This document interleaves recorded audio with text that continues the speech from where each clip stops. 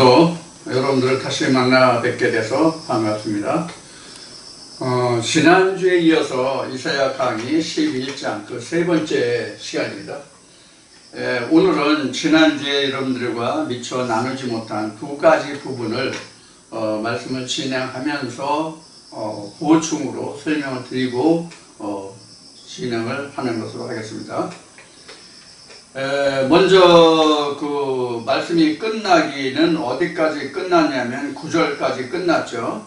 9절까지 끝났는데 거기 독사에 관한 것과 그 다음에 10절의 말씀이 끝나지 않았어요.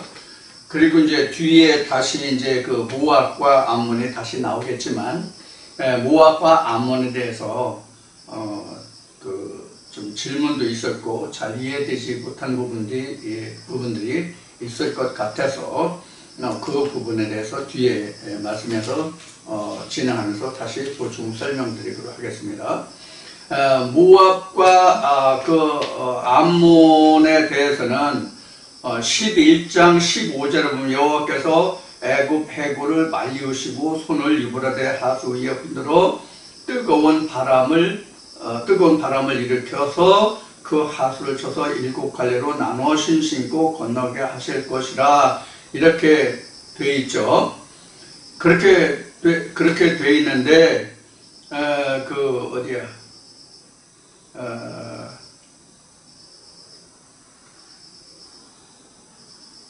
어디야? 14절인가? 15절인가 보면 그 모압이나 암몬이 나올 것 같은데. 에돔과 모압이. 에돔과 모압인가? 네. 에돔이나 모압, 그 다음에 암몬. 이렇게 나오는데 거기 가서 설명을 드리기로 하겠습니다. 그래서 먼저 오늘은 그 뱀에 관해서 먼저 말씀을 드리고자 하겠습니다.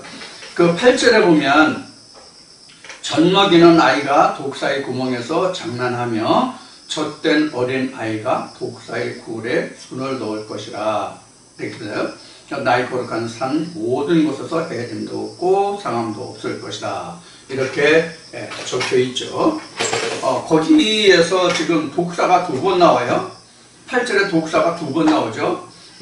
젖된 아이가 독사의 구멍에 장난하고 젖된 어린아이가 독사의 굴에 손을 넣을 것 이렇게 나왔어요. 젖된 아이라고 하는 것은 무엇을 얘기하냐면 어린아이를 얘기죠. 젖됐다는 것은 이제 우리가 젖되면 통상 현재 제가 어렸을 시절은 젖되는 정도 보통 돌 때 되면 젖을 때죠. 돌 때 되면 젖을 때인데 지금 보통 7개월, 8개월만 젖을 때는 것 같아요.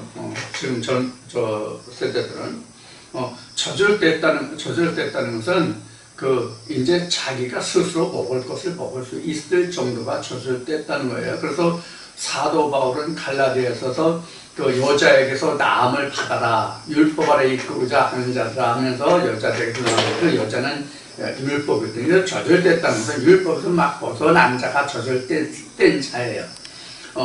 이 젖을 뗀 자 어리다 하는 것을 우리가 그 중국의 고사성어로 하면 구상유치라고 그러죠. 입에서 아직 젖 비린내가 난다. 그래서 구상유치. 그런데 그런 어린아이죠. 이제 젖을 뗀 아이가 이제 여기에서 등장하는데 이제 젖을 뗐다는 것은 사도 바울이 갈라디아서에서 언급한 말씀을 보면 이제 율법에서 막 떠난 자예요. 율법에서 막 떠난 자도 이런 독사들의 해를 받지 않는다. 그런 이야기입니다. 그러니 독사라는 게 뭐냐 하는 것을 여러분들에게 좀 오늘 뱀장터를 좀 하도록 하겠습니다. 뱀장터를 해서 뱀장터가 이제 이것을 말씀을 드리고 하겠습니다. 지금 맨 첫 번째가 이제 서펜트, 그 다음에 이제 커크트리스, 그 다음에 에스, 스네이크라고 나왔고요. 우리가 일반적으로 뱀의 전체 종류를 가리지 않고 그냥 뱀을 통틀어서 다 얘기할 때 일반적으로 스네이크라는 단어를 사용하죠. 그래서 전체적인 뱀의 종류를 따지지 않고 그런 거예요. 그런데 여러분 창세기를 들으신 분들은 기억하시겠지만 창세기 3장에 보면 그 뱀이 나오잖아요. 하나님이 지으신 것 중에 뱀이 가장 간교하더라. 이렇게 뱀이 나오죠. 그 창세기 3장에 나오는 뱀이 바로 서펜트로 나왔어요. 서펜트. 이 서펜트는 뱀 중에서 가장 큰 뱀이 서펜트예요. 그러니까 뱀의 종류요. 독이 있고 여기 나온 것은 전부 다 독이 있는 뱀입니다. 지금 여기 3번까지는 전부 독이 있는 뱀이에요. 4번에서 스네이크는 독이 있는 뱀도 있고 독이 없는 뱀도 있어요. 뱀이 스네이크 하면 통체적으로 다 통틀어서 다 얘기하는 것이지만 이렇게 as, cockatrice, serpent 이런 것은 이제 뱀이라는 것 중에 어떤 특성을 가진 한 종류의 뱀을 얘기하는 거죠. 사람도 보면 황인종, 백인종, 흑인종이 있고 같은 백인종이라도 그 피가 다르고요. 황인종이라도 피가 다르고요. 흑인종이라도 그 피가 다르죠. 그래서 종은 다 인간이지만 종은 다 사람이지만 유를 보면 흑, 황, 백 이렇게 있잖아요. 또 여기서 또 다시 류를 또 나누고 흑 중에서도 얼마, 황 중에서도 얼마, 백 중에서도 얼마 이렇게 나오죠. 이렇게 여러 종류가 나오죠. 그래서 종류하면 이제 이렇게 되는 거예요. 그래서 종은 사람이고 류하면 이렇게 황인종, 흑인종, 백인종 이렇게 나오는 거예요. 뱀도 이게 종으로는 뱀이지만 이걸 류로 따지면 이렇게 되는 거예요. 이건 무수히 많겠죠. 무수히 많겠죠. 이제 그렇게 이제 말할 수 있는 거예요. 그다음에 이게 코커트리스는 이게 전설의 뱀이라고 하는 말이 있어요. 사진 찾아보시면 나올 거예요. 나올 거예요. 그 다음에 에스. 요게 지금 이사야 11장 이게 8절인가? 8절에 나오는 뱀 종류예요. 그래서 앞에 8절 앞에 젖 먹는 아이가 독사의 구멍에서 장난하며 젖된 어린아이가 독사의 굴에서 손을 넣을 것이라 이렇게 나왔잖아요. 젖 먹는 아이도 있네. 거기 젖 먹는 아이도 나왔고 젖된 아이도 나왔네.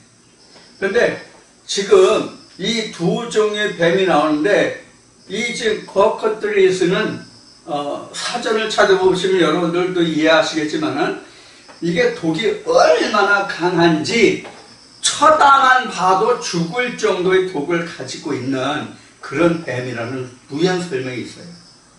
독뱀인데 얼마나 독한지 그 뱀을 사람이 눈만 마주쳐도 죽는데 독이 그 정도래. 그 정도 뱀이에요.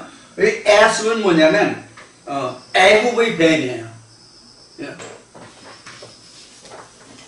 좀 써드릴게요.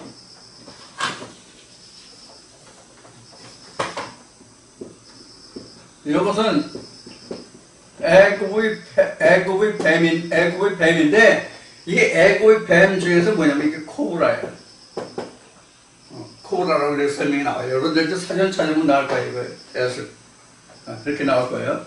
애굽의 뱀, 에집트의 뱀, 에집트의 그 코브라 이렇게 나올 거예요. 그래서 이제 우리가 세상 말로는 애굽을 성경은 애굽이라고 하지만 세상으로는 에집트죠.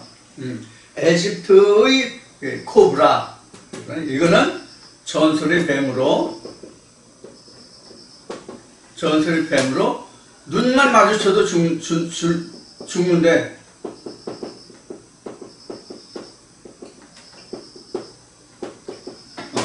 눈을 마주치면 죽을 수 있을 정도의 그 독을 가진 뱀이래. 그래서 요 세 종류의 뱀이 나왔어요. 자, 그러면 이 뱀들이 뭐예요? 성경에서 나온 뱀이 뭐예요? 뱀의 특성을 보면 창세기에서 3장 하게 되면 설명을 또 그때 또 하게 되겠지만 이 뱀은 바로 뭐냐면 물어서 독을 주입해가지고 해를 끼치거나 죽게 하는 이제 그런 거란 말이에요. 이 뱀들이 독이 주로 이제 신경계를 자극해가지고 신경이 마비돼서 죽는 거예요. 신경이라고 하는 것은 사람이 모든 동물이 움직일 수 있는 그 기능을 가진 것이 신경이잖아요. 사지가 멀쩡해도 신경이 죽으면 식물이 인간이란 말이에요. 근데 그 신경에 독을 넣어가지고 그 신경이 썩고 상하게 한단 말이에요. 상하고 썩게 한단 말이에요. 그럼 죽는 거예요. 그래서 뱀을 물면 시커멓게 죽어가죠. 그 신경이 마비되는 거거든요. 신경이. 그러니까 혈액이 응고돼가지고 신경이 작용을 못하는 거예요. 그래서 이제 썩고 죽는 거죠. 피가 안 통하면 영양을 나눌 수 없고, 영양을 나누지 못한다는 얘기는 산소가 공급이 안 된다는 이야기예요. 피에 산소를 통해 피에 산소가 들어가서 산소가 온몸을 돌면서 생명을 유지할 수 있게 하는 것이거든요. 그런 역할을 못하게 하는 것이 뱀이에요. 그러면은 우리 성경에서 나오는 이 뱀이라고 하는 것이 그럼 왜 여기에 등장을 하고 있느냐 하는 것을 보면은, 우리가 말씀으로 들어서 그 말씀이 우리를 죽이기도 하고 살리기도 하잖아요.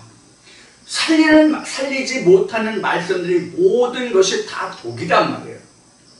그러니까 이 독을 빼는, 독을 뿜는 자들의 특성이 이렇게 물어서 죽이는 것이 독을 주입해서 죽게 하는 역할을 하는 것이 뱀이기 때문에 성경에서 하나님의 말씀을 살리는 것인데, 살리는 것을 죽이는 것으로 하는 그러한 목자들의 특성을 성경은 뱀으로 이야기하는 거예요. 그래서 창세기 3장에서도 하나님의 말씀을 듣지 못하게 한 역할을 한 것이 뭐예요? 뱀이잖아요. 근데 창세기 1장, 2장에서는 뱀이 안 나와요. 창세기 3장에서 뱀이 나와요. 이건 우리가 잘 기억을 해야 돼요. 왜 그런지. 지금 여기 이사야 11장 8절에서 지금 젖 먹이는 아이가 젖된 아이가 어린아이가 나오잖아요. 이 젖 먹거나 젖을 떼지 않은 그 안에 있을 때는 그러니까 이 젖을 먹기 전에는 뱀인지 아닌지 몰라요. 그런 의미가 창세기 3장에서 아담과 하와가 선을 한 때에 이런 설명이 나오죠. 그래서 선을 한 때라는 것은 뭐냐면 하나님의 생기를 내가 인지했을 때가 선을 한 때예요. 그런 의미거든요. 창세기 3장에서 이제 다시 할 겁니다. 그래서 하나님을 인지하지 못하면 뱀이라는 것이 전혀 등장하지 않아요. 쉬운 얘기로 말하면 내가 하나님의 말씀을 듣기 시작하면서부터 무엇이 드러나냐면 뱀이 드러나요. 쉬운 얘기로 하나님의 말씀이 들려야만 내게 대적이 무엇인지, 나를 죽게 하는 것인지 살게 하는 것인지가 분별이 된다고. 이게 이제 뒤에서 말할 모압과 암몬에 관한 이야기와 연관이 있어요. 그것을 오늘 자세히 설명드리겠다 하는 거예요. 그래서 뱀이 이런 종류가 있는데 지금 이 말씀을 들으시는 분들은 이러한 뱀들은 이미 우리가 거쳐왔다고 생각하시면 돼요. 이런 뱀들과 싸워야 되고 거쳐왔고 싸워야 되고 이런 것들을 멸해야 된다 하는 이야기예요. 자, 이것이 뒤에 나오면 지금 여기는 안 나왔지. 해구가 아직 안 나왔지. 해구가 뒤에 나오니까 해구가 나오는데 해구하고도 관계가 있어요. 이것을 여러분들에게 미리 말씀을 드리고 넘어가겠습니다. 그래서 8절에 관해서 지난주에 자세히 설명하지 못한 이 부분을 여러분들에게 지금 뱀을 통해서 다시 설명드렸습니다. 이 독사가 보통 독사, 우리가 이제 그 코브라만 해도 상당히 독이 강하죠. 그런데 커커트리스는 그보다 더 독이 많은 거죠. 자, 그러면 우리가 이런 예를 한번 들어보자고요. 지금 여기는 젖된 아이, 젖 먹는 아이 이렇게 나왔잖아요.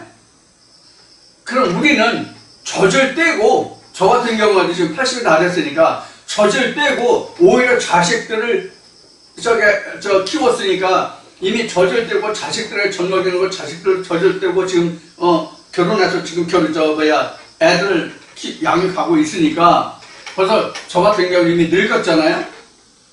그러면 코브라나 한국에는 독사가 또 다른 게 있어요. 뭐 7.4나 살모사나 뭐 이런 것들 많이 있죠. 그런 배암들 손 넣고 한번 정리만 해볼까요? 물리면 죽나 안 죽나? 네? 이게 말이 안 되잖아요.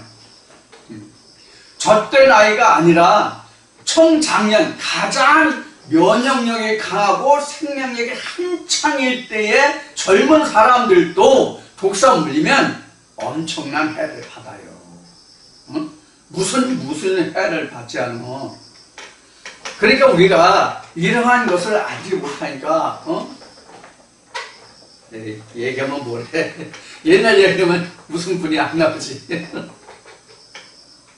그래서 나의 거룩한 산은 시온산, 예루살렘 시온산을 말하는 거예요. 그곳에는 해림도 없고 상함도 없을 것이니 이는 물이 바다를 덮음같이 여호와를 아는 지식이 세상에 충만할 것입니다. 여기서 조금 이제 구절도 조금 보충 설명을 드리도록 하겠습니다. 여기 보면은 구절에 보면 나의 거룩한 산, 이게 시온산, 예루살렘 시온산이니까 그렇다 치고 해됨도 없고 상함도 없을 것인데 이는 물이 바다를 덮은 것 같이. 아니, 물이 바다를 덮어요? 말이 좀 이상하지 않아요, 여러분들? 물이 바다를 덮어? 물이 얼마나 많은데 바다를 덮어? 바닷물이 더 많지. 물이 어떤 물인데? 그래서 지금 여기서 대구가 물과 바다란 말이에요. 물과 바다란 말이에요. 이 물은 그래서 바다도 물이고 물도 물이잖아요. 다만 바닷물은 염분이 있어요. 일반적으로 봤을 때 물 염분이 들어있는 것이 바닷물이고, 바다는 물을 상징하는 거니까. 그 다음에 물은 염분이 없는 거예요.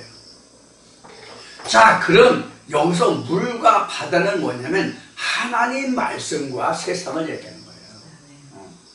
하나님의 말씀과 세상을 얘기하는데 하나님의 말씀이 아무리 크고 중해도 세상을 덮지 못해요. 무슨 뜻인가 하면, 자, 2000년 전 과거 유대 땅으로 돌아갑시다. 예수가 물로 왔잖아요. 하나님의 생명이 물로 나왔잖아요. 요한복음 4장에서 수가성 여인과 사마리아 여인과 얘기할 때 내가 생수로 왔다고 얘기하잖아요. 내가 생수의 우물이라고. 그러면 그 물이 여기 바다는커녕 이스라엘이라는 그 한 나라도 덮지 못했잖아요. 그 물이. 그럼 이 말이 통용이 돼요? 안 되잖아요. 이 말이 안 통하잖아요. 그러면 바다를 물이 덮었다고 하는 얘기는 이 말씀을 받은 각 한 사람을 말하는 거예요. 각자가 세상이잖아요. 어디를 통해서? 요한복음 1장을 통해서. 세상은 곧 나란 말이에요. 나를 하나님 말씀이 덮어야 되거든. 그것을 이야기하는 거예요. 그래서 여기에서 이는 물이 바다를 덮은 같이 나를 덮었단 말이에요. 하나님의 말씀이 나를 덮었어. 그래서 여기에서는 그 해가 없어. 여호와를 아는 지식이 세상에 충만할 거다. 이 세상이라는 게 곧 나라고. 세상 속에는 물도 있고 바다도 있고 땅도 있고 나무도 있고 다 있잖아요.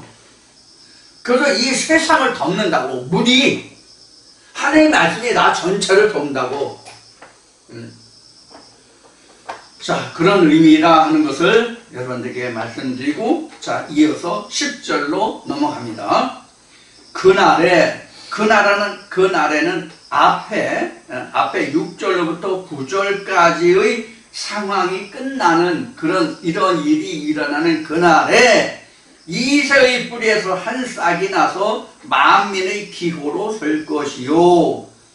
열방이 그에게로 돌아오리니 그 거한 곳이 영화로리라 이렇게 됐어요. 이새의 뿌리라는 것은 지난주에도 여러분들에게 말씀을 드렸지만 이새라는 게 어느 갑자기 그 이새라는 사람이 나온 게 아니에요. 그 조상을 쫓아가면 보아스에서부터 나왔거든요. 그런 보아스라는 사람으로부터 시작됐는데 그 보아스가 어떻게 해서 그 다음에 실을 오벳이라는 아들을 낳는데 그 실을 어떻게 하냐면 모압 여인을 통해서 오벳이 태어나잖아요. 보아스가 모압 여인을 취해서. 자, 그렇기 때문에 지난주에 모압과 암몬에 관해서 잠깐 말씀을 드렸던 거예요. 자, 그래서 이새의 뿌리에서라고 하는 것은 지금 11장에 와 있는데 11장에 오면서 앞에서 지금 두 번 정도 더 이미 나왔어요. 몇 장이야? 7장에서도 나왔고요. 9장에서도 나왔고요. 벌써 이렇게 나왔어요. 여기서 다시 언급한다면 세 번째예요. 이 그날의 이새의 뿌리에서라고 얘기하는 것은 지난주에 여러분들에게 그 다윗 왕을 얘기했잖아요.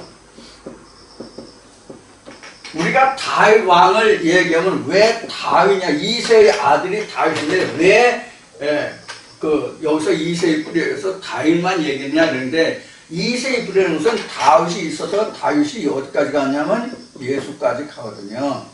응? 그래서 우리가 단순하게 이새의 뿌리 이렇게 하면 예수만 생각하는데 예수 이전에 다윗이라고요. 다윗이 예수의 상징이고 예수가 다윗의 그 그림자예요. 그림자란다. 열매예요. 결과예요. 그러니까 다윗이 예수의 그림자로 모형으로 온 거고 예수가 다윗의 열매예요. 결과예요.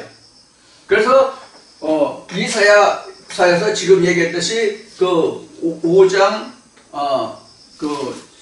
7장 이렇게 오면서 7장 9장 오면서 여기서 한 게 바로 이 다윗의 그것이 임마누엘이라고 하는 그것을 말씀드렸죠.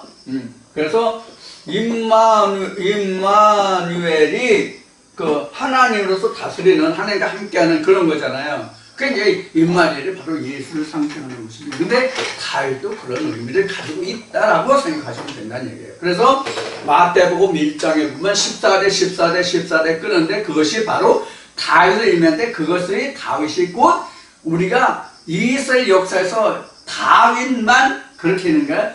하나님이라는 뜻이다. 그것은 곧 예수라는 뜻이다. 그렇게 이제 설명을 드렸던 부분이에요. 그래서 이새의 뿌리 하면 다윗 또는 예수 이렇게 얘기해도 같은 이야기입니다. 이것을 여러분들이 이상하게 생각하실 필요가 없습니다. 자, 이것을 우리가 이제 잘 이해하실 필요가 있고요. 그래서 그날에 이새의 뿌리에서 한 싹이 나서 이새까지 나오면 이제 보아스, 오벳, 그 다음에 이새 다음에 다윗 그렇잖아요. 그것을 여러분들이 이해하시면 되고요. 그 다음에 여기에서 나서 만민의 기호로 설 것이다 라고 하는 것은 다윗이 유다 지파잖아요. 다윗이 유다 지파인데 이것이 민수기의 민수기 1, 3장에 이스라엘을 진치고 행군을 보면 다윗의 기가 사작이에요.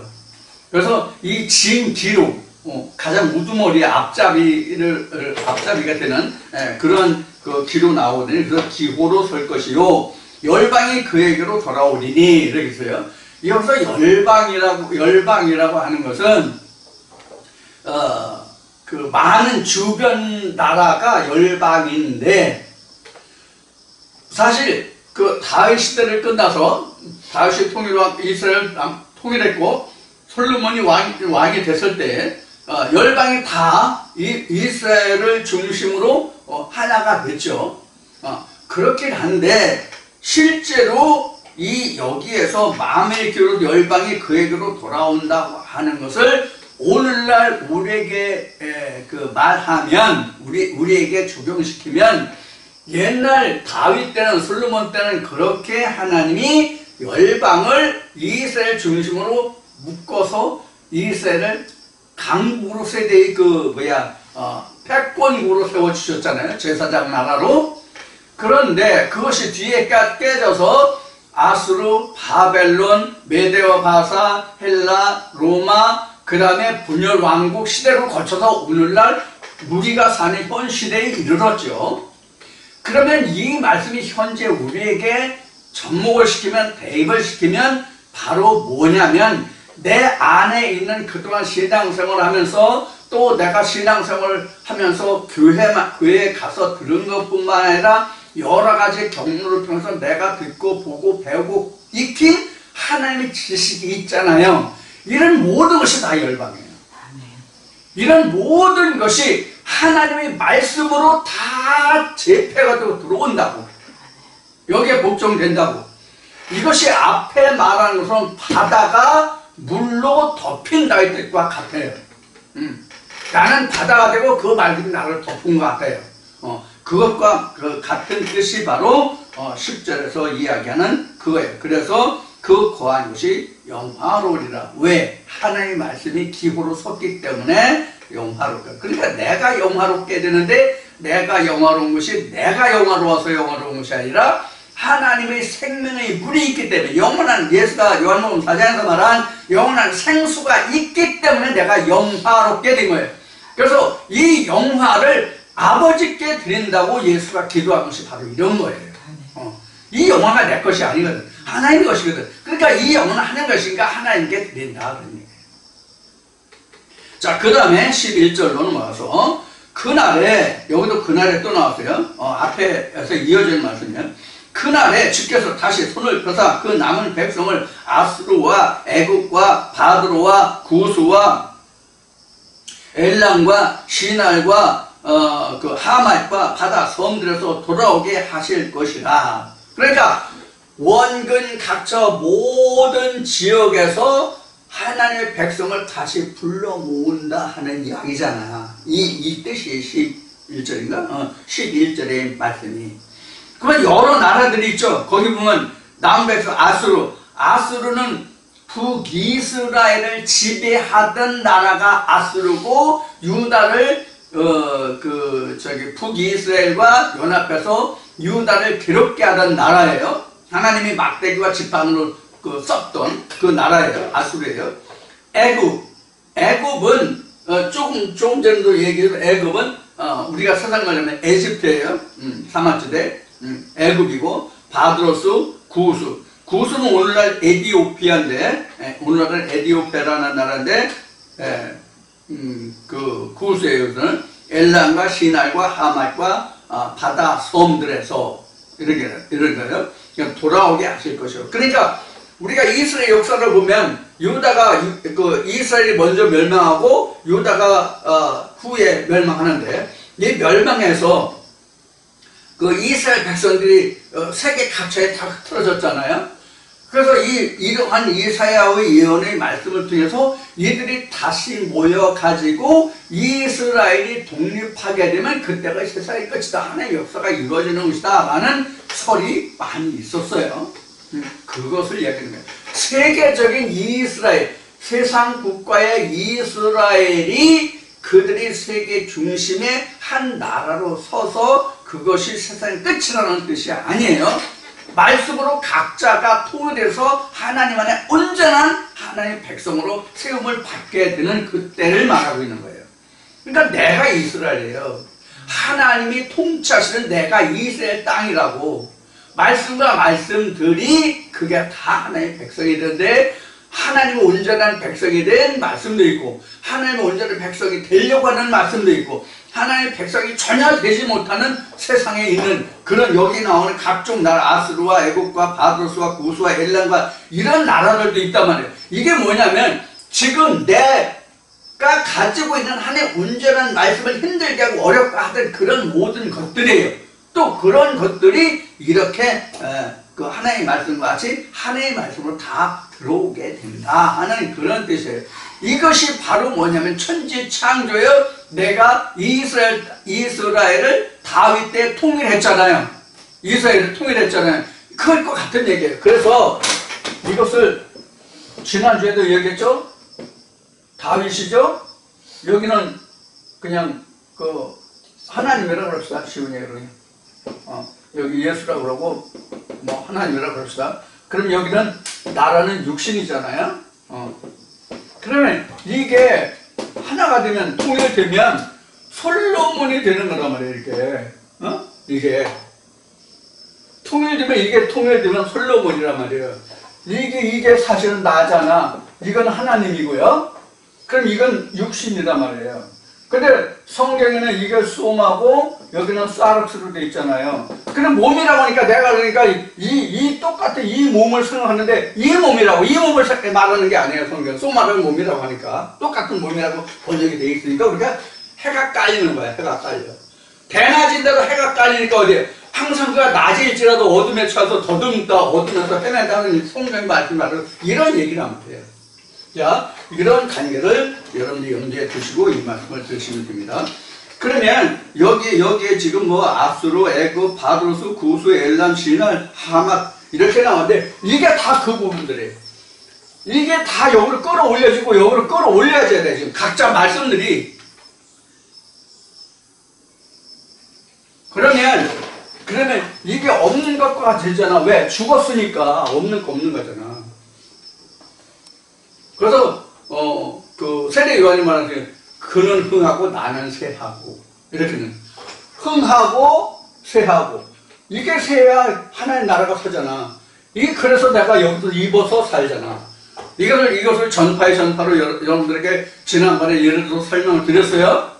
언제면 창세기 할 때요. 다 이해하실지 모르겠는데 여기까지 따라오시는지 모르겠는데. 자, 그런 뜻이 바로 11절에 기록된 말씀이고요. 12절에 여호와께서 열방을 향하여 기호를 세우시고 이스라엘의 쫓긴 자를 모으시며 땅 사방에서 유다의 이산한 자를 모으시리니. 자, 유다라는 것은 그 하나님의 언약을 받은 백성이잖아요. 그래서 예수가 그랬잖아요. 내가 이방인에게 본을 받지 않고 유대인에게 본을 받았다. 구원이 유대인에게서 납니다. 이렇게 얘기했죠. 그래서 유다의 이산한 자를 모으시리니 에브라임의 투기는 없어지고 이렇게 됐죠. 자, 여기서 이스라엘의 쫓긴 자를 모으시며 사방에서 유다를 이산한 자를 모으시니 이스라엘과 유다를 여러분들 잘 생각하셔야 됩니다.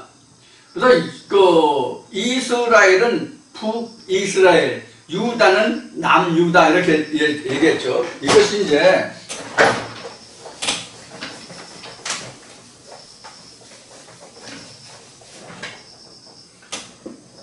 이걸 이스라엘 전체 땅이라고 하면 여기는 이스라엘, 여기는 유다예요. 유다는 유다 지파와 베냐민 지파 두 지파뿐이 없어요. 그래서 이걸 유다라고 그런 거예요. 여기 유다 족속이라고 얘기한 거예요. 유다. 여기는 열 지파죠. 그래서 이때 당시에 여기는 르호보암이, 여기는 여로보암이 통치를 한 거예요. 그러니까 두 왕이 항상 싸운 거예요. 서로가 물고 모은 거예요. 여기는 하나님께, 여기는 세상과 이렇게 얘기했다면, 그래서 이제 아수르와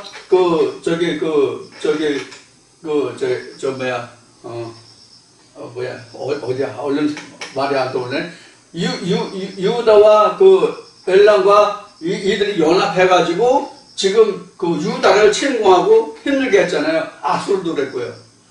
이런 관계를 지금 보는 거예요. 그러니까 형제가 서로 물고 모은 거예요.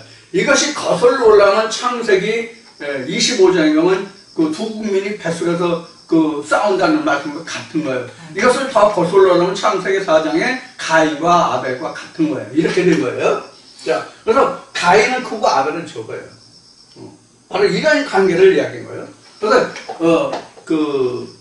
에서는 크고 야곱은 약했잖아요. 근데 야곱이 결국 하는 것을 다 도식했지만 결국은 쫓겨나죠. 쫓겨났다는 얘기가 이것이 탕자의 비유와 같은 거예요. 복음서에 오면. 자, 이렇게 성경이 연결되는 거예요. 자, 그래서 이러한 여기에서 쫓겨난 자들을 다 본토로 돌아오게 한다는 것이 바로 이스라엘의 회복이에요. 우리로 이야기하면 내가 다시 에덴 동산으로 들어가는 것을 이야기하는 거예요. 자, 이런 과정을 여기서 지금 설명하고 있습니다. 그래서 흩어진 자, 이산이라는 것은 흩어진 자를 얘기합니다. 흩어진 자를 모으시리니 13절 에브라임의 투기는 없어지고 유다를 괴롭게 하던 자는 끊으시며 에브라임은 유다를 투기하지 아니하며 유다는 에브라임을 괴롭게 하지 아니할 것이요. 이렇게 나왔어요. 자, 여기서 에브라임이 나왔잖아요. 에브라임은 어디를 얘기하냐면 여기가 에브라임이에요.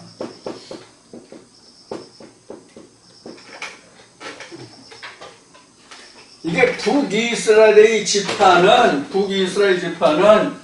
요셉의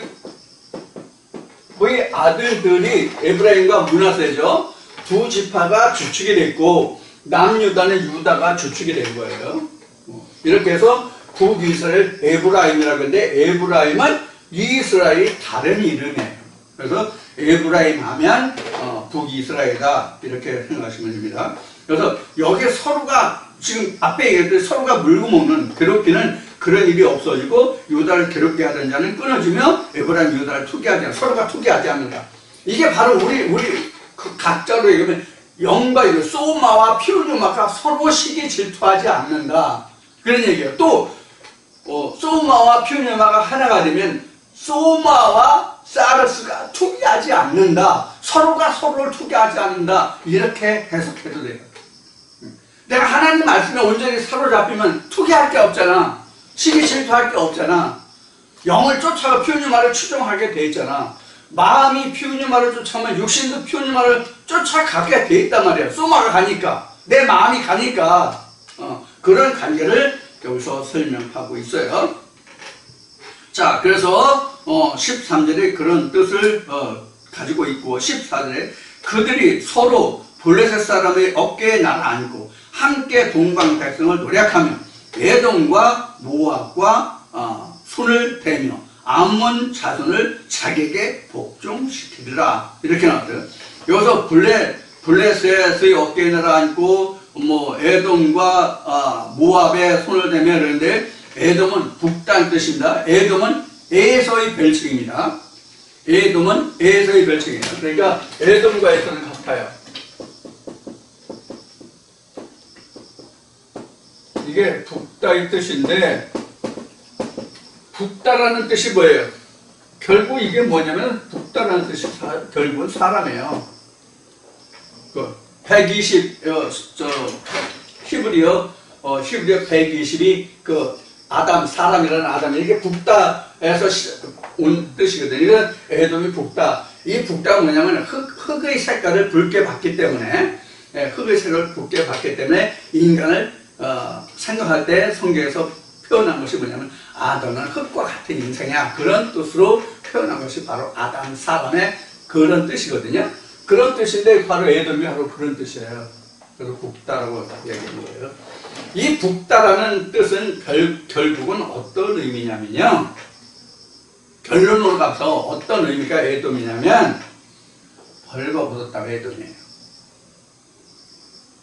하나님의 구원의 의의 옷을 입지 못한 게 에돔 붉은 옷이라고. 실제로 북다는 그런 어원에서 시작은 됐지만 말의 뜻이 어원이 시작됐지만은 사실 하나님께서 벌거벗었다는 뜻은 북다는 뜻이에요. 흙의 색깔이 그래서 그걸 참고로 말씀을 드렸고 그 다음에 14절 그들이 서로 블레셋 사람의 어깨에 날아앉고 동방 백성을 노력하며 에돔과 모압에 손을 대며 암몬 자손을 자기에게 복종시키더라. 이렇게 나왔어요. 자, 여기서 앞에 말씀드린 바같이 암몬과 모압에 대해서 말씀을 드리겠습니다.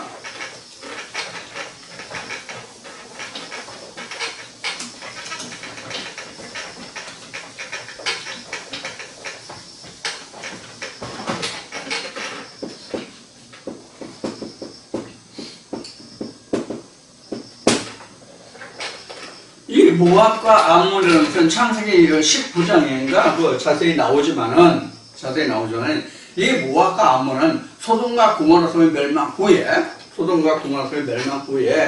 롯의 가족이 피해를 하잖아요. 그런데 롯의 처는 뒤를 돌아서 소돔 기둥이 됐기 때문에 살아남지 못하고 롯과 두 딸만 나왔죠. 그래서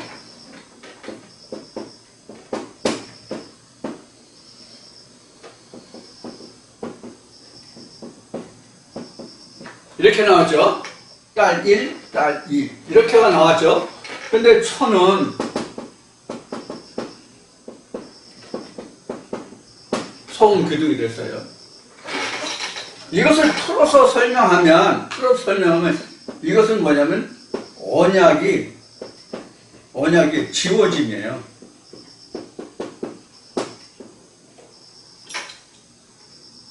언약이 지워짐이라고. 이게 롯의 처가 소금 기둥이 됐다는 뜻이에요. 물론 소금이 언약이잖아. 소금이 언약인데 소금 기둥이 됐다면 소금 그 자체는 생명이 나올 수가 없잖아. 썩지 않게 방부제 역할을 하기는 하는데 소금이 그 자체에서는 생명을 낼 수가 없다고. 그래서 소금 기둥은 영원히 죽는 거예요. 그러니까 요 둘에서 뭐가 나올 수 없어? 아들이 나올 수 없어. 아들이 나올 수가 없다. 그러면 갈라디아서 4장 1절로부터는 그 율법 아래 있고자 하는 자들의 율법에서 나와 이렇게 이제 쭉 설명이 나오잖아요. 그럼 여자가 뭐로 나와? 여자가 언약이라고 바울이 설명합니다. 그러니까 지금 롯의 부부가 아들을 생산치 못하고 딸만 지금 둔 거야. 응? 그래서 두 딸들이 서로가 이야기하기를 뭐라고 얘기했냐면, 우리가 세상의 법으로 따져서는 우리가 결혼해서 자식을 얻을 수 없으니 야, 너와 내가 같이 둘이 짜서 아비한테 술 실컷 먹여가지고 우리 아비가 깊이 잠들었을 때 우리가 내가 먼저 들어가서 아비와 관계하고 그 다음 날은 네가 들어가서 관계하고 이래서 우리가 그 자식을 낳자. 세상의 이치로는 우리가 자식을 낳을 수 없으니까 이렇게 했단 말이에요. 그러면 세상의 이치로는 자식을 낳을 수 없다는 그 뜻이 바로 뭐냐면, 이 언약이 없으니까 우리가 아들을 낳을 수 없다 그런 뜻이란 말이에요. 아들을 낳을 수 없다는 뜻이 된다고. 그래서 아비와 씨를 맺는다 이런 얘기거든요. 그러니까 이렇게 했잖아. 아비와 다 이렇게 곱하기가 됐잖아. 교합이 됐다는 얘기예요. 그래서 여기서도 아들을 낳고 여기서도 아들을 낳고 이렇게 되는 거예요. 그래서 모압이 되고 암몬이 되잖아요. 이 모압과 암몬이라는 것은 뭐냐면 아비 없는 자식이라는 뜻이에요. 아비 없는 자식이라는 뜻이에요. 자, 우리가 근친상간이라는 말 하잖아요. 이게 근친상간이죠. 세상적인 표현으로 하면 근친상간이잖아요. 근친상간으로서 아들을 낳았단 말이야. 남편이 없잖아. 그래서 남편이 없다 이 뜻이 모압이고요. 이건 암몬이라는 것은 암이 백성이라는 뜻이에요. 암이 백성이라는 뜻인데, 암몬이라는 뜻도 역시 남편 없이 아비와 근친상간을 통해서 씨를 얻었다. 그런 뜻이 바로 이제 암몬이에요. 그래서 신명기 말씀에 가보면, 이게 신명기 23장인가 보면은 이 모압과 암몬은 영원히 하나님의 총에 10대라 걸쳐서도 영원히 하나님의 총에 들어오지 못한다는 얘기가, 하나님의 구원에 들어오지 못한다는 얘기가. 물론 모압과 암몬이 이스라엘 백성들이 출애굽을 했을 때에 이 모압 사람들이 거짓 선지를 통해서 이스라엘 백성들을 해꾸지하려고 했던 그 정황이 지금 이야기한 신명기 23장에 나와요. 그런 원인도 있지만 바로 이런 것 때문에 그런 거예요. 그러면 이렇게 이제 아들을 얻게 되냐. 그럼 세상의 법대로는 우리가 결혼해서 자식을 낳을 수 없다. 그러면 세상의 법대로 왜 아들을 낳을 수 없는지를 한번 그럼 맞는지 틀린지 우리가 그때 창세기로 우리가 타임머신을 타고 올라가 보자고. 타임머신을 타고 창세기로 올라가 보면 아브라함 족속 있잖아.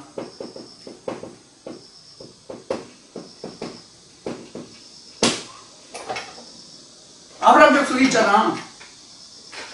아브라함이 하나님이 하나님 천사가 내려왔을 때 아브라함과 하나님 천사가 이야기가 소돔과 고모라의 멸망에 대한 이야기를 쭉 해가잖아요.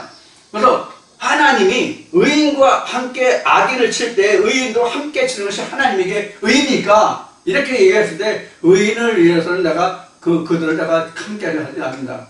그럼 만약에 거기에 의인 100명이 있으면 50명이 있으면 쭉 내려다 보니까 몇 명이 됐어요? 10명도 안 됐잖아요. 10명도. 의인 10명도.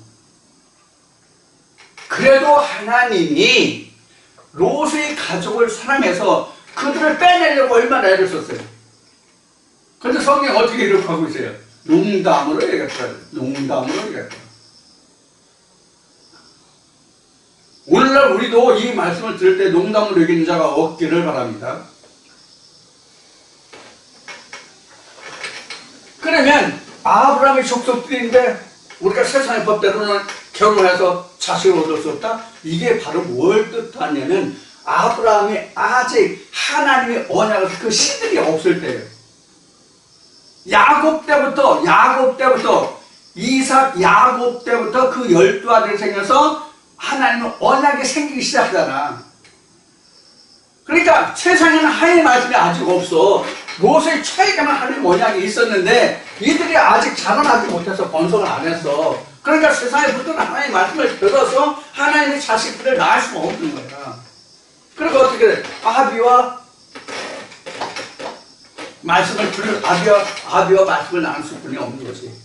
자, 여기에서 우리가 볼 수 있는 것은 뭐냐면 우리가 하나님의 말씀이 어떻게 되냐면 분화돼요. 하나님의 말씀이 분화된다고. 하나님의 말씀이 자꾸 분화된다고. 분화된 것이 다시 하나를 만드는 거예요. 자, 그래서 우리가 씨가 잉태를 하게 되면 뭐가 일어나? 분화가 일어나잖아. 즉 세포 분열이 일어난다고. 이게 분화란 말이야. 이게 우리가 하나님의 말씀을 들으면 분화가 돼야 된다고. 이 분화가 되지 않으면 이 말씀을 내가 깨달은 게 아니에요. 분화가 안 되면 언약이 나오질 않는다고. 즉 분화가 됐기 때문에 창세기 2장 21절 이하에 가면 하나님의 생기가 나중에는 뭐가 돼요? 뭐로 나와요? 지난주에 잠깐 얘기했죠? 이시야. 이게 분화된 말씀이야. 이게 분화된 말씀이라고.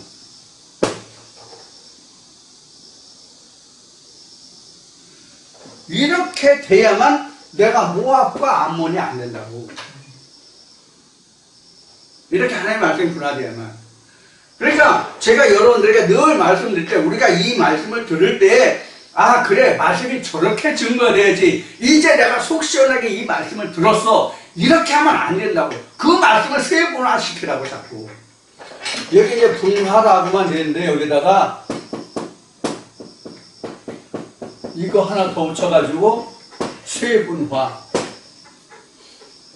자꾸 쪼개보라고.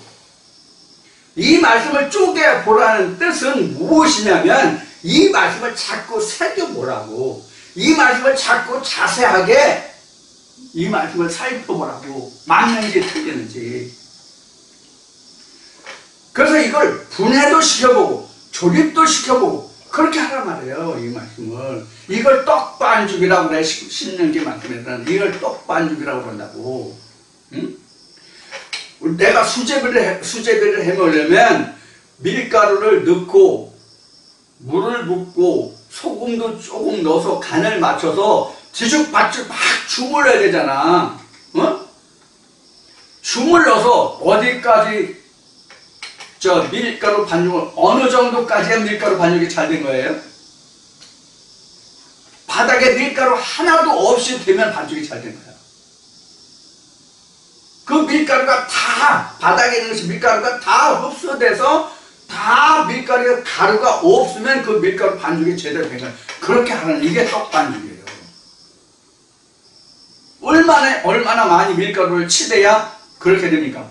바닥에 그릇에 가루가 없어요. 양푼에 밀가루 넣고 했다면 예를 들어서 한 공기를 넣어서 두 공기를 넣어서 세 공기를 얼마나 넣든지 간에 마트복에 있는 것이 가루 소마를 치대나? 가루 소마 치대면 죽거나 못 치대. 기계로 하면 몰라도 지금은.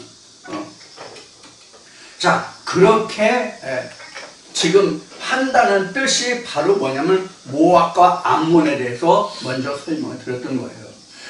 이렇게 말씀이 분화되는, 세분화돼서 그 말씀을 내가 새겨 듣지 않으면 모압과 암몬이래요. 듣는 것으로 그냥 끝나면 모압과 암몬이라고. 언약이 무엇인지를 모른다고. 생명을 낳는 말씀이 무엇인지를 모른다고. 우리가 부부 관계를 아무리 많이 할지라도 정자와 난자가 결합을 하지 못하면, 즉 수정을 하지 못하면 분열이 일어나요, 안 일어나요? 안 일어난다. 그럼 자식을 못 낳는 거야. 그것이 딸딸이야 지금. 이게 이렇게 되면 내가 천국 갈 수 있어요? 못 가거든. 그러니까 우리 말씀을 쪼개보고 나눠보고 그렇게 해서 다시 합해보고 그래. 하나님의 말씀은 쪼개지지 않으면 하나님의 말씀은 생명이 안 나와요. 하나님의 말씀을 통째로 먹으면, 쪼개지 않고 통째로 먹으면 절대로 생명이 안 나온다고. 하나님의 말씀은. 세상의 음식은 통째로 먹어도 돼. 물론 세상의 음식도 통째로 먹으면 배탈이 나요. 소화가 안 돼요. 입에 넣고 그래서 우리 씹잖아. 음식을 먹을 때 우리 씹지 않고 먹는 사람 없잖아요. 그 부드럽다는 밀가루 음식, 부드럽게 넘어가는 밀가루 음식도 몇 번은 씹어야 넘어가잖아. 침을 발라야 넘어가잖아. 그죠? 자, 그거와 같은 거예요. 그래서 우리도 하나님의 말씀을 분화시킨다고 하면 씹어 먹어라. 소화를 시키기 위해서.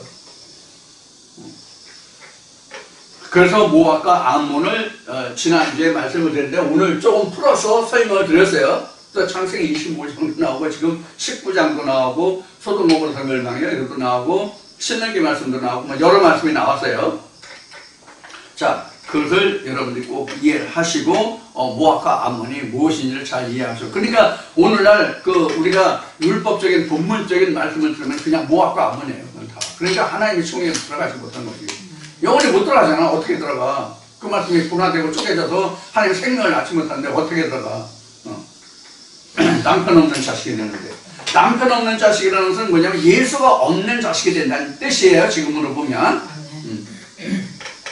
자, 그 다음에 이제 15절부터 보겠습니다. 15절. 여호와께서 애굽 해골을 말리우시고 손을 유브라데 하수 위에 흔들어 뜨거운 바람을 일으켜서 하수를 쳐서 7갈래로 나눠 신신고 건너게 하실 것이다. 그의 남아있는 백성을 위하여 아수르에서부터 돌아오는 대로가 있게 하시되 이스라엘이 애굽 땅에서 나오던 날과 같게 하리라. 즉 출애굽이죠. 출애굽 때의 그날과 같게 하리라. 이렇게 되어 있어요. 이건 일반적인 설명이기 때문에 앞에서도 언급된 것이기 때문에 다른 것은 말씀 안 드리고 여기에서 우리가 지금 말씀드려야 될 것이 15절 시작. 여호와께서 애굽 해골을 말리우시고 그러지 않았잖아요. 자, 애굽 해골을 말리지 않으면 그 뒤에 나오는 같이 유브레다 강을 7갈래 쳐서 사람들이 올 수 없게 되거든요. 그래서 그 요한계시록도 하나님이 애국 그 유브라데강을 말려서 동방의 임금들이 오게 한다는 말씀이 있잖아요. 계시록 20몇 장인가 보면은 그것이 바로 이제 이 애굽의 해고 유브라데강이에요. 자, 그러면 이 해고라는 것이 뭐냐? 어느 직장에 다니다가 직장에서 떨어져 나오는 것이 해고냐? 아니면 뭐냐 하는 거예요. 여러분들 그 개역 개정본 성경을 보시는 분들은 어떻게 나와 있는지 모르겠는데,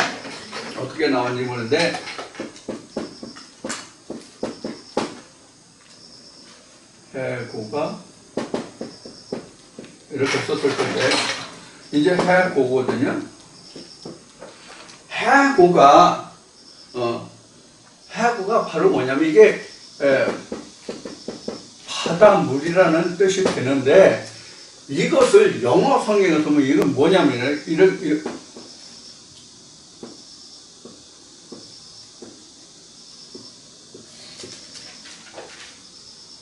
council, 이거 TOUNG가 맞나? TOUNG가 맞나? 이거 뭐야 스펠이 그 C라고. 그러니까 혀와 바다죠. 텅은 혀니까 이게 해고예요. 이게 근데 어디예요?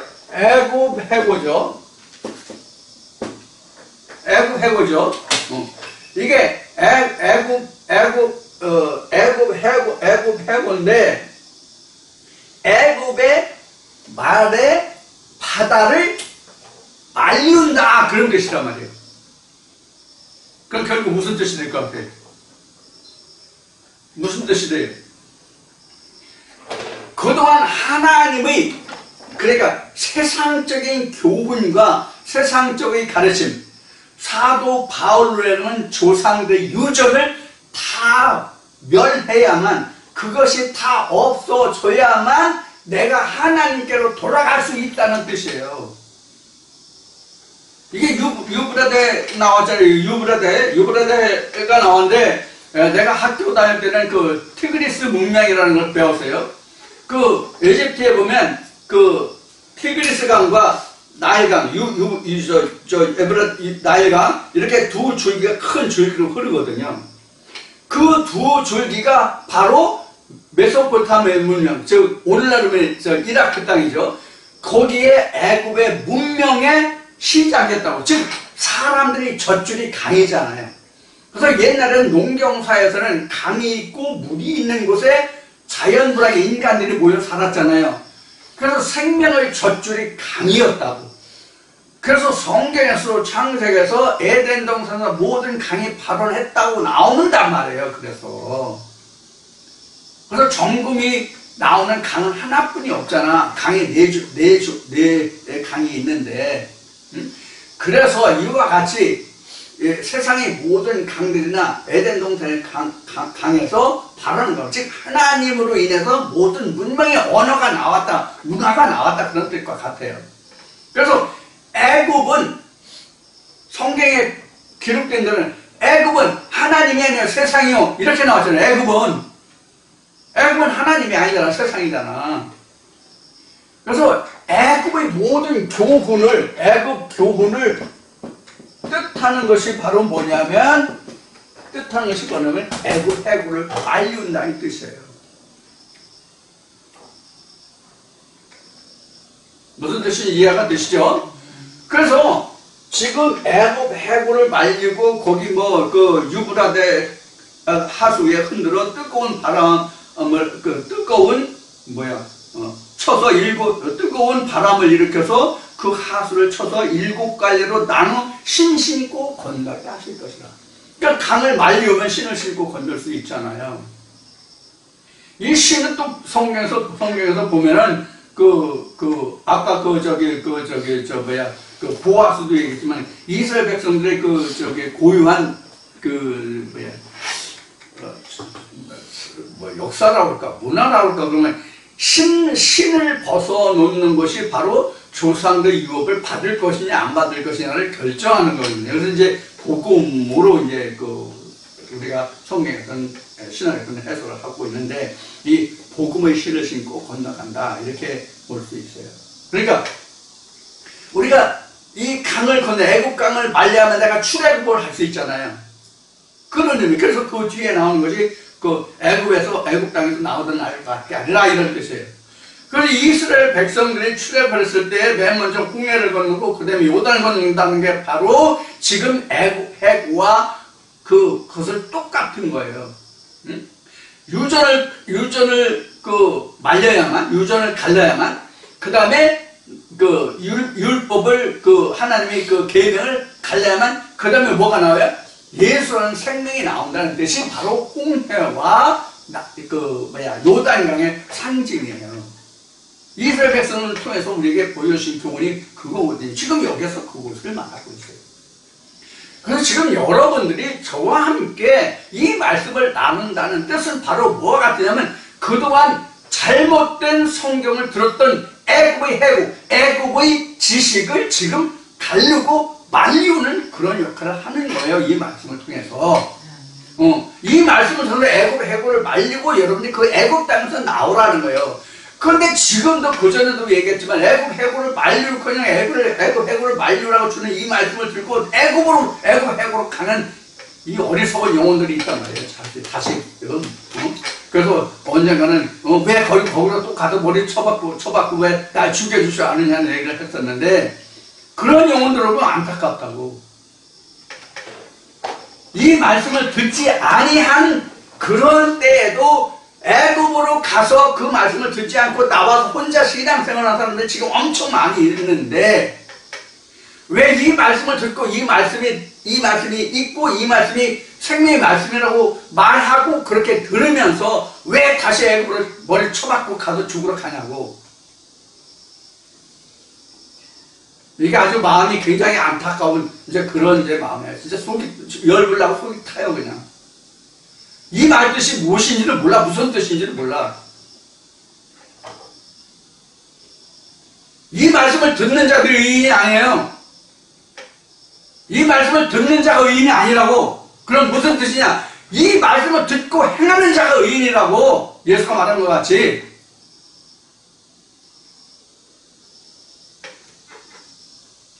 아유 진짜 속상해.